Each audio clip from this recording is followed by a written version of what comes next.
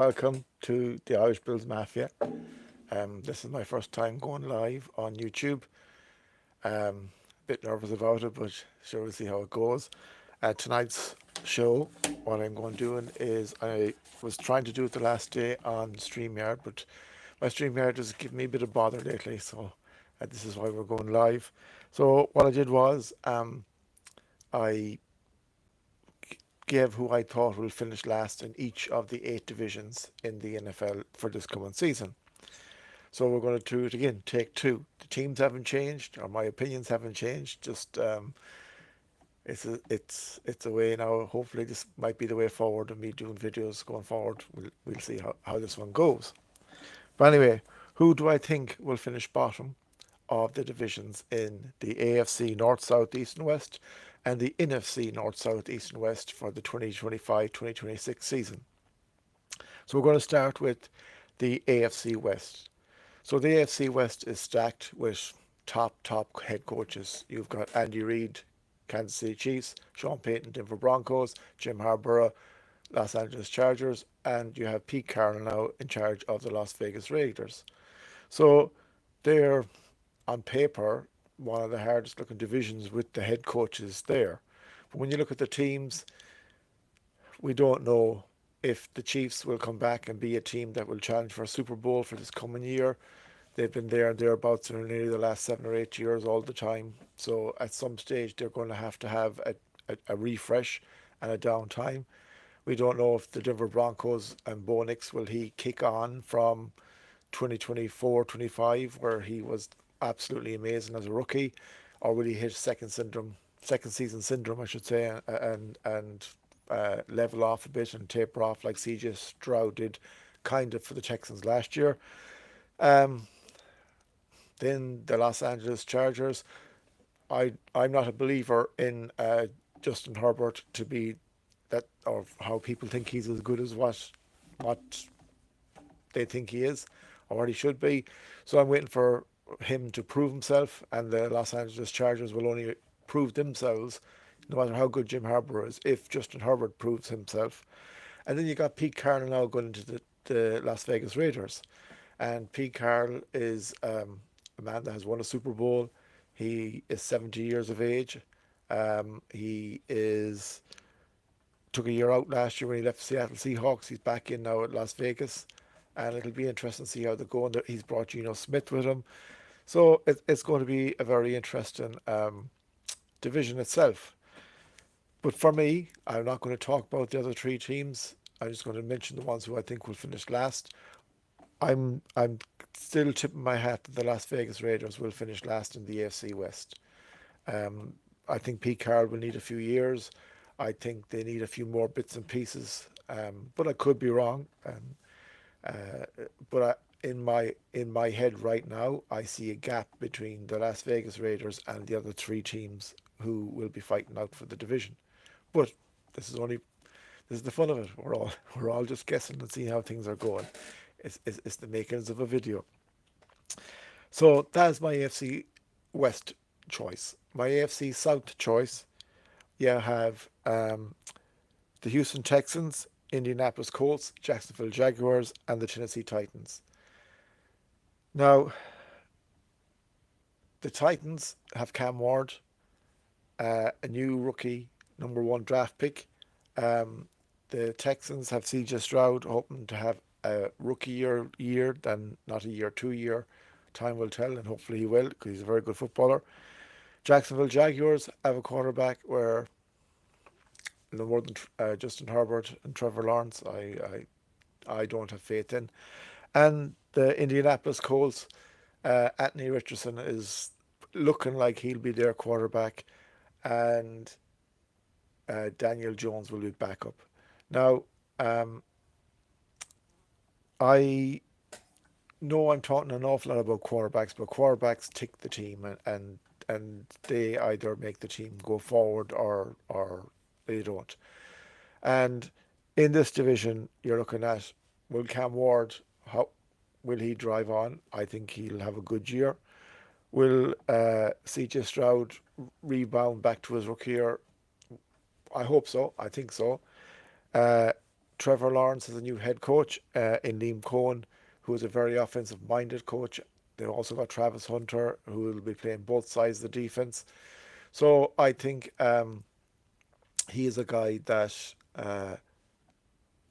should improve this year. So it comes to the Colts. And my issue is not so much Daniel Jones. We know what Daniel Jones can bring. My issue is Anthony Richardson if he's the starting quarterback. It looks like he's lost a lot of weight, um, slimmed down, but has his fitness improved? You look at him last year when he left the game on a third down in the red zone because he was too tired, a young man. Now, if I left the red zone because I was too tired on a third down, you would say nothing. But this is a guy that's super fit, super trained, in his not even at his prime, beginning of his prime, and in a big, huge game for the Indianapolis Colts, taps out because he's tired. And for me, that's why I have them at fourth. They have to prove themselves to me. In that division, there is not a lot between all the four teams. The Houston Texans, I think, the last 2 years have proven themselves to be a step ahead, but I do believe the other teams have caught up. And if Anthony Richardson or Daniel Jones clicks, they have Taylor at running back, they have Pittman Jr. a wide receiver, who I think is awesome. They have weapons that can cause teams trouble. But I'm only going off now. We haven't seen any play yet, and I going off last year. That's what I have to go off. I'm thinking that the Colts will be fourth. In the AFC North, you have the Baltimore Ravens, the Pittsburgh Steelers, you have the Cincinnati Bengals, and you have the Cleveland Browns. This is like the AFC West. Now, the Chiefs are the head ones there from last year. The Ravens are the head guys here in the AFC North from last year as well. But if the Bengals sort their defense, they will be a team that will really challenge.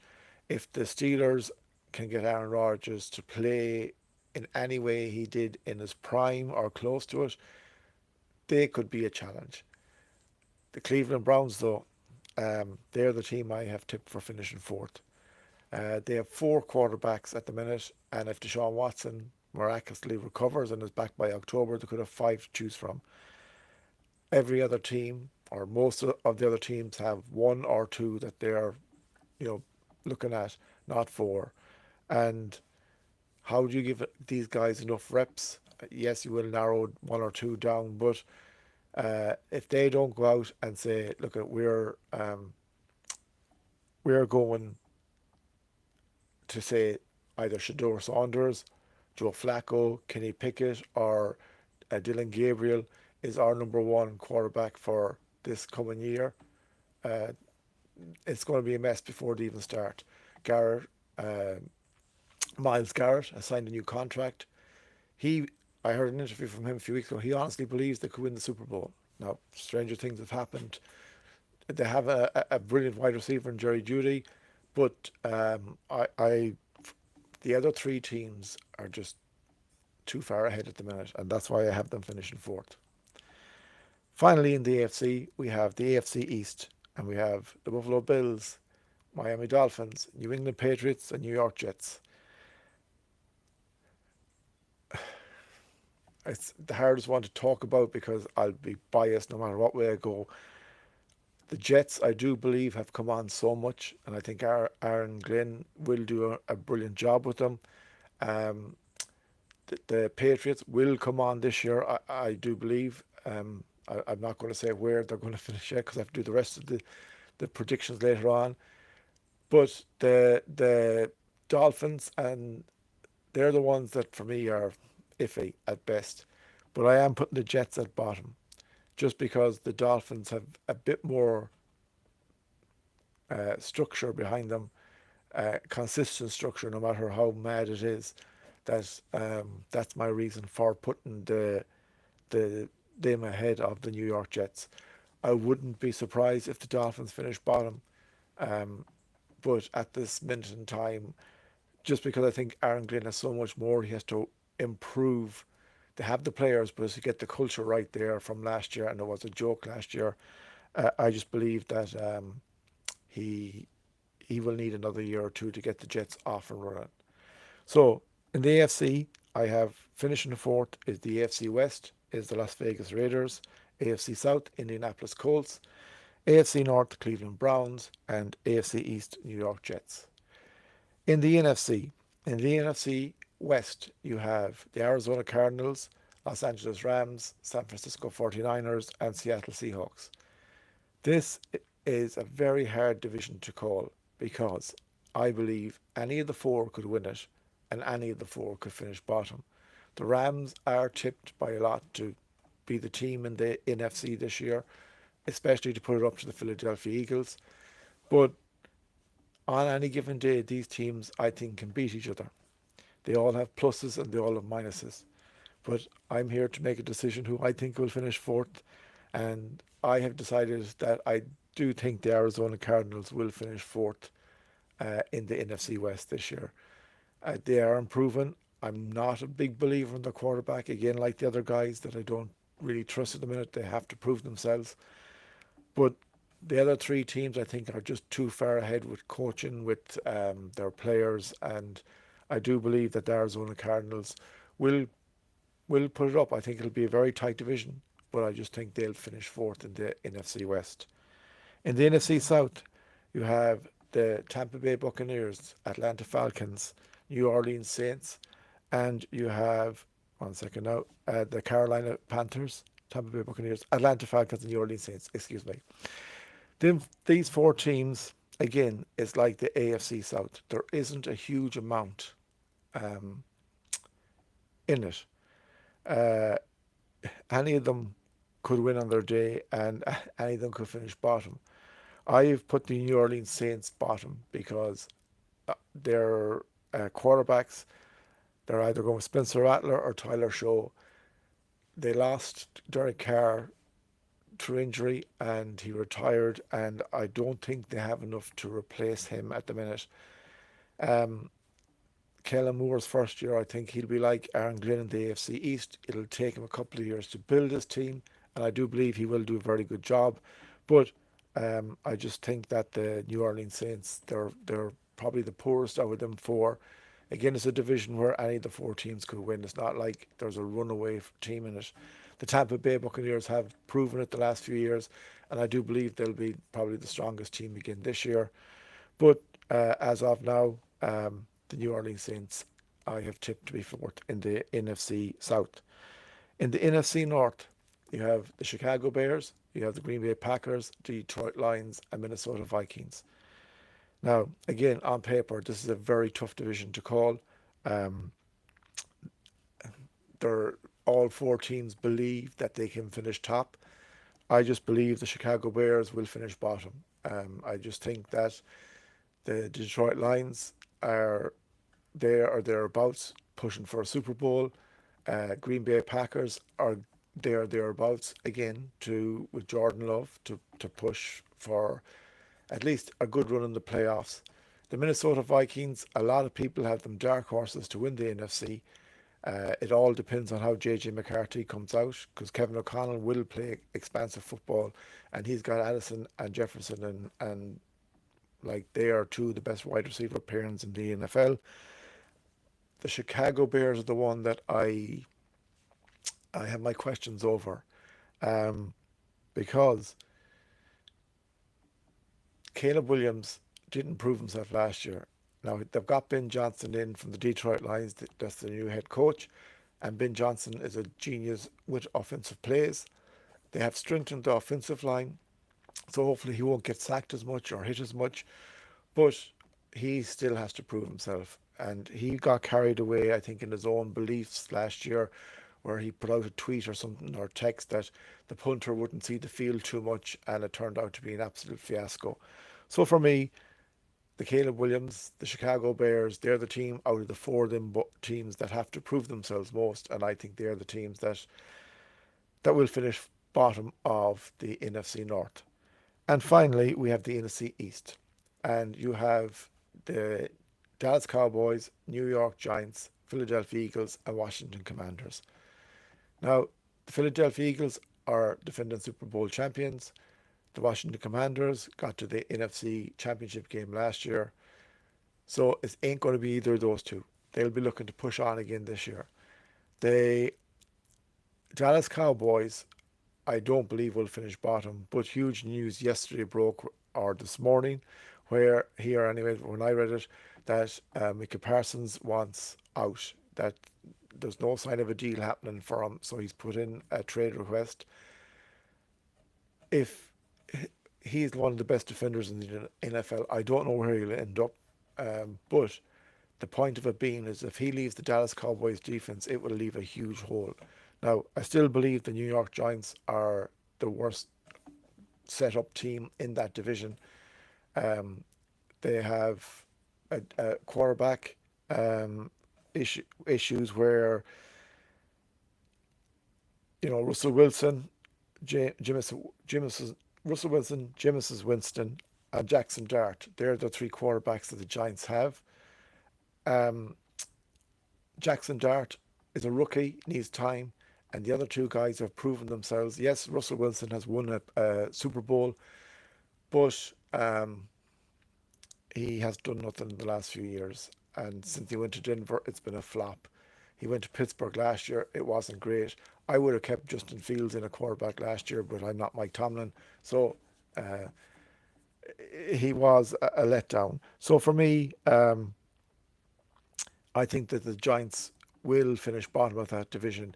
It'll all depend on how many games they win. Does that save Brian Dable his job and Joe Shane? Because they've had a good bit of time. But I think they need to, maybe they might play Russell Wilson for the first 3 or 4 games this year. Need to get Jackson Dart in, get the season out, and then build on him next year if he's the quarterback they believe in. So there are my four teams for finishing fourth in the NFC. So we'll go NFC West, Arizona Cardinals, NFC South, or New Orleans Saints, NFC North, Chicago Bears, and NFC East, the New England or New York Giants, excuse me. So let me know what you think. I could be totally wrong. As I said, it's just what I've seen so far in preseason. The news is coming out, and looking at the other teams that's in their division. In the coming shows, I'll do who I'll think finish third, finish second, and who'll win the divisions. Again, it's all just guesswork. So at the end of the day, there's no scientific thing behind it. It's just my gut feeling, and a lot of gut feelings is wrong, but it's a bit of crack anyway. On other news, so the last day in my failed video, I had a bit of training camp news. So the good news for the Buffalo Bills is Maxwell Hairston. His injury is an LCL sprain, not an ACL sprain. So they reckon he'll be out about 3 weeks ish. Could be back a bit earlier and could be out a bit longer, but hopefully back by the start of the season. So that's good news. Dawson Knox also practiced limited, and it's good to see him back. I've seen an awful lot of videos even this morning. Now I had this rewrote for a few nights ago where Keon Coleman and Josh Allen seem to be really connecting. And again, I've seen some videos today, and it is looking good. Also, Cahill Shakir and Dalton Kincaid are both showing very well. So it'll just take a bit of pressure off the other if these guys are performing. If Dalton Kincaid as tight end can hit the limits that we hope he can, if Keon Coleman can improve on last year, he had a great year last year as a rookie, but to take the next step, then you're opening up the field more than for the likes of Shakir, Curtis Samuel, and so on. So um, it's good to see that the connection is there. Um, then last Tuesday, I went down to Scariff in County Clare, and um, people that know me or know the show knows that that's the Schroders, Mark and Kate Schroeder. They're very good friends of mine. They are the ones that organised me going to Buffalo last year with all the other support that came with them.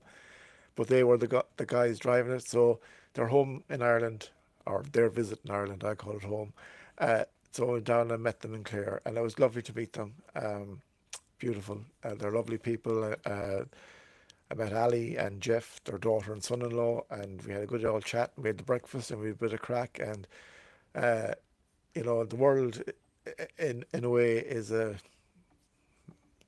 weird place at the minute with lots of things going on. That's wrong, but these people mean the world to me because they did things for me that I could only ever dream about. So it was great to meet Mark and Kate, Ali and Jeff, and I'm cannot wait to meet them again, whether it be in Buffalo or whether it be in Ireland again. But they're friends for life, and that's how I see it, and it's a great thing to have. So that is my show for today, folks. It's my first live show. I don't know. We'll see how the recording will go back after this. Will I stick to it? As I said earlier, StreamYard used to be my go-to, but for some reason I've tried everything. StreamYards ain't working for me at the minute. So it's going to be something different now going forward. But thank you very much for watching. Let me know what you think about my calls for the each division. Um,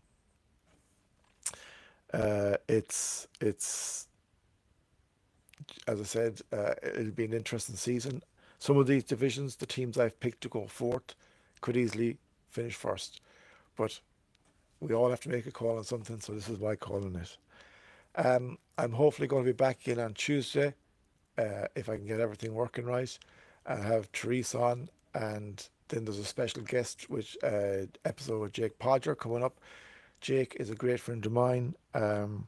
He and Michael Thornton, or Mike Thornton, uh, host the Nickel City Mafia, which is a brilliant, brilliant podcast and YouTube video. And I'm having both of them on over the next few weeks.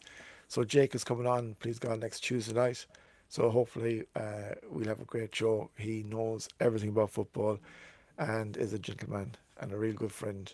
So I'm looking forward to it. So until Tuesday night, cannot wait. So anyway, folks, thank you very much for watching. As always, my friends, stay safe, stay happy, and always go Bills.